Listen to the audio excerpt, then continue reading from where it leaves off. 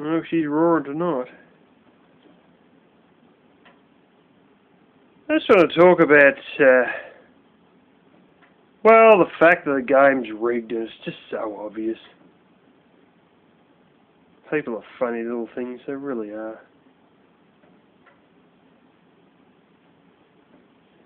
There's some people who believe that the game isn't rigged. And I mean, it's pretty easy to prove, really. All you got to think about is when Ron Paul went to the Florida Republican convention, and you know, when they'd go to read out his votes, they just turn the microphone off. You know, let's face it, somebody else said it first, and I think it's half true. If Ron Paul had got him, they probably would have shot him anyway. You know. But I mean, it's quite obvious that it was all rigged when they basically didn't want to acknowledge any votes that Ron Paul got at that Republican convention. But on top of that, there's a bit that Bill Maher done, or whatever his name is, you know, the Democrat New Yorker guy on TV. We don't have him over here, but I see him enough on YouTube. And one of the things that he brought out was, I think it was during the Bush administration, all these people that were charged with offences with the EPA ended up being in a political position, which, you know, having stuff to do with the EPA and all these sort of things, and it was basically like the Nazis running the Nuremberg trial. And I'll put a link to that description below. And him and old George, the comedian, and a few other blokes all come, you know, together, and they're talking about all that stuff. And quite honestly, you know, what they're talking about, it is. It's like, you know, the Nazis running the Nuremberg trials. And George, the comedian, says, look, it's, you know, we're all in the back of the bus and they're driving and it's all out in the open and nobody gives a shit, you know, it's all out in the open now. They're not afraid to even try and cover it up anymore. And it is obvious, you know, that the show is just rigged. And, you know, there's an old bloke here. I was somewhere a couple of years ago.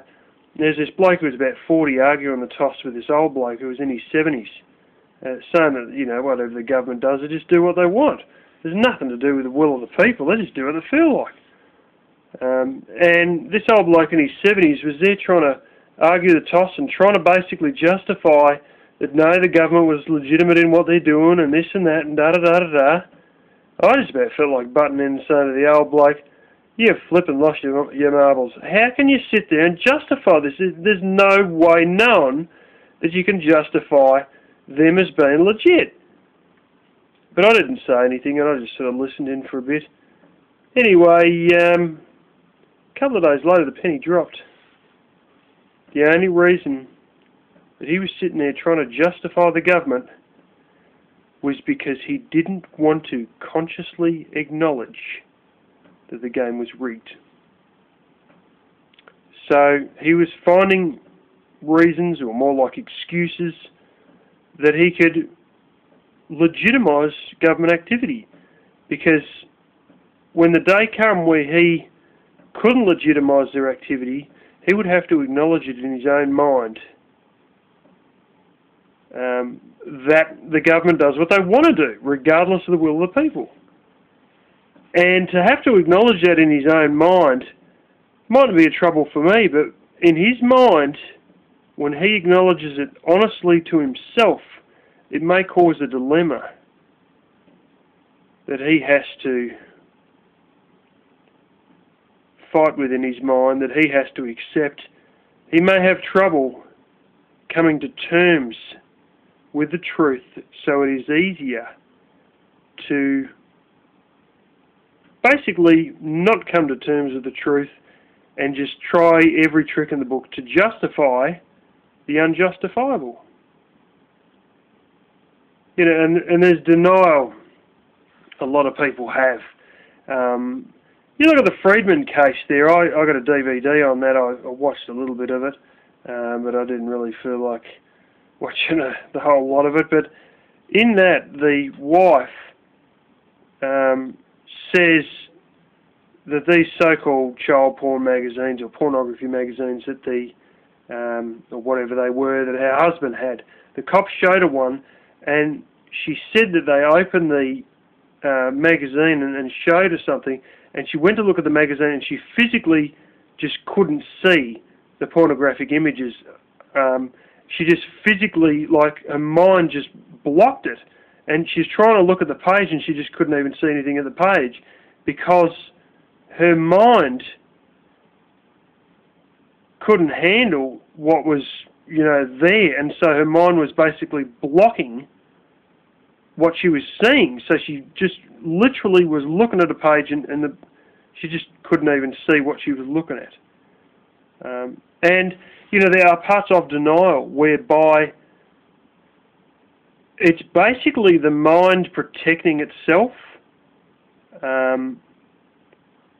from, sudden shock, basically, or, the truth is going to hit very hard, and it's the mind sort of cushioning the blow, basically. And yeah, it's strange, how the mind does work. And at one point, I'll talk to my sister on this in depth because she's got a degree in the applied sciences of psychology. She'd done 4 years at university, and she's of course right up on this, being qualified in it. But denial's a very strange thing, and it's got to the point now that there's a lot of people who it's reached that 1984 sort of stage where there's many things in their life that they ignore because they would be too stressed to acknowledge it. They would stress out too much. It'd be, a bit too much to realise how much of a grip the system has on them if they did acknowledge it. So they basically have the truth right in front of them, and yet be in denial about it and say it doesn't exist when it's right under their nose. And that's sort of, that's one of the things that sort of they talk about with, George Orwell's 1984, that, you can have something you can hold two opposing points of view in your mind at the one time and not have them, conflicting. You can see the truth right in front of you and yet say that it doesn't exist. And this is a scary thing, but people are heading down that path now. People are crazy little things. I look at people under stress sometimes, and so many times, 95 to 98% of the time, they will always blame someone or something else. They'll sit there protesting. It really gets me when I see them over in Europe protesting about the fact that they're basically broke. I mean, it's like me going down to the bank and withdrawing all my money and then holding a protest at the front of the bank saying, how come I haven't got any money in the bank? You should have money for me in the bank. Hey, you're protesting that you got no money left in the bank. What the hell is going on? There's people protesting over in Europe that we should have this and we should have that and you should stop this and do that and da-da-da-da-da. And they're broke. Like, how are you going to protest that you're broke? It doesn't even make sense. But 95 to 98% of the people, whatever problem they face,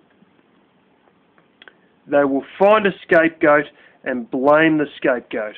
They won't go to the source of the problem. They will never stand back, or very rarely stand back, at a third-party point of view and see what the hell's really going on.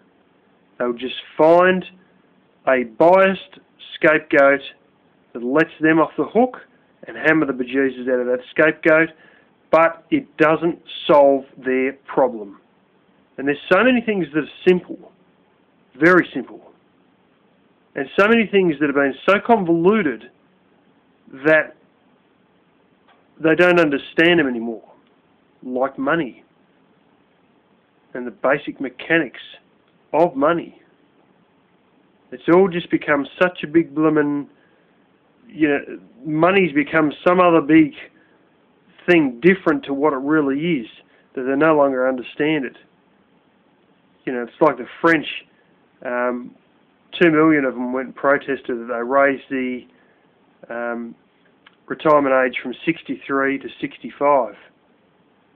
2 months beforehand, they raised the retirement age from 65 to 67 over here. Nobody batted an eyelid, because we realise that while most people in the 1990s, there's a lot of old people dying when they were 83, 84.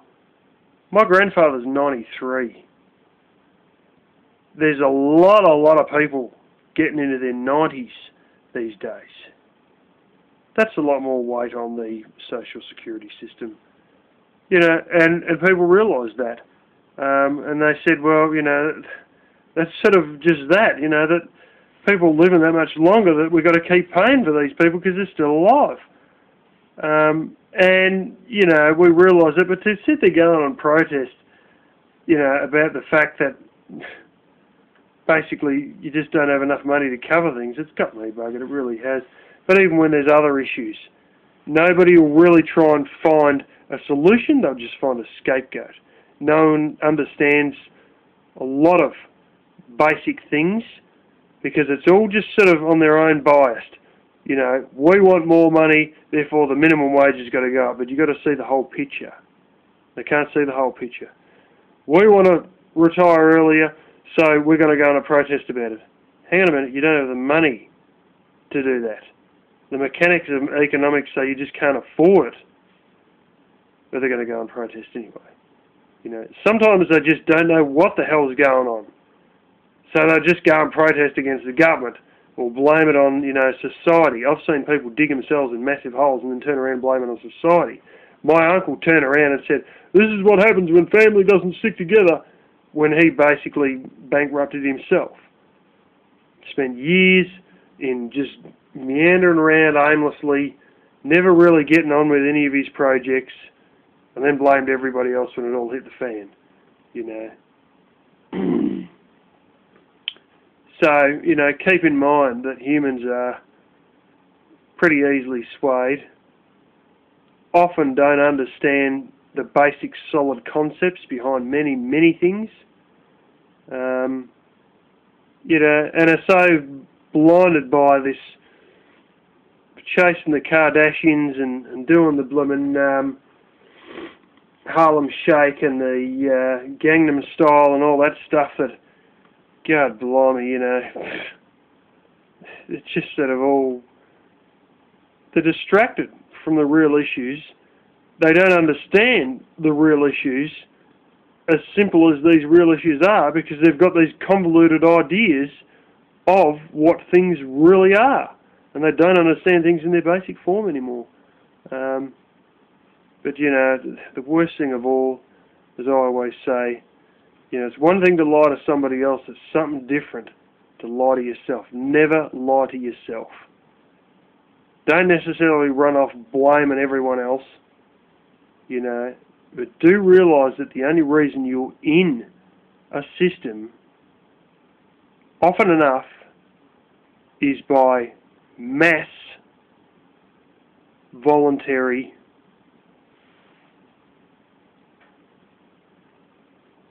participation. Confidence and mass voluntary participation are what keeps half of this circus going. Plus the fact they're too stupid that they can't even work out what the hell's really going on with a lot of these things. Because some people just so blooming, they can never see from a third party point of view.